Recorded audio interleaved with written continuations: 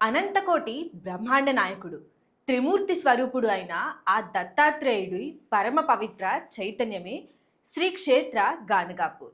ఇది ఒక ఊరు కాదు, ఒక నది కాదు, ఒక గుడి కాదు. ఇది భక్తి అనే అమృత ప్రవాహం.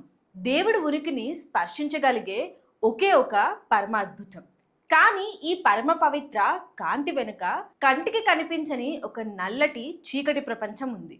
సమస్త మానవాళిని పట్టి పీడించే దుష్టశక్తులను, మంత్రతంత్రాలను, వంశపారంపర్య శాపాలను ముక్కలు ముక్కలు చేసే మహారుద్ర క్షేత్రం ఈ గాణగాపూర్.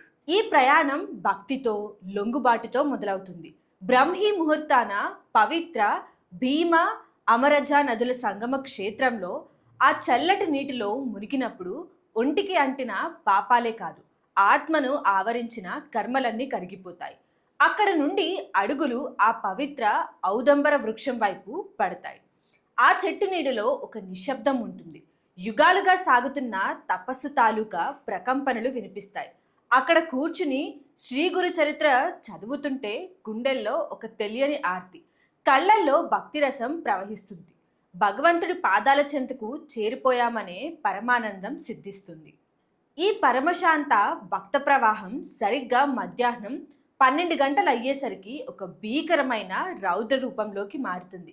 ఎవరైతే తీవ్రమైన చేతబడులు, గాలిధూళి మరియు దెయ్యాల పీడతో సర్వస్వం కోల్పోయి నరకం చూస్తున్నారో వారందరికీ గాణగాపూర్ ఆఖరి శరణాలయం.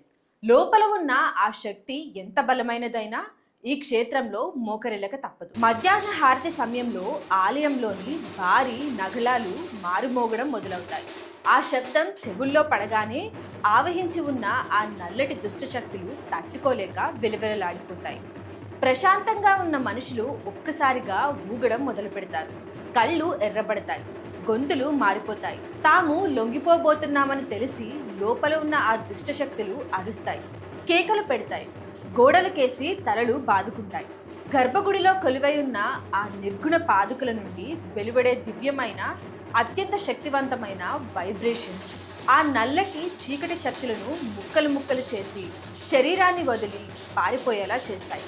ఎంతటి క్రూరమైన నల్లటి మంత్రమైనా ఇక్కడ దత్త చైతన్యం ముందు బూడిద అవ్వాల్సిందే.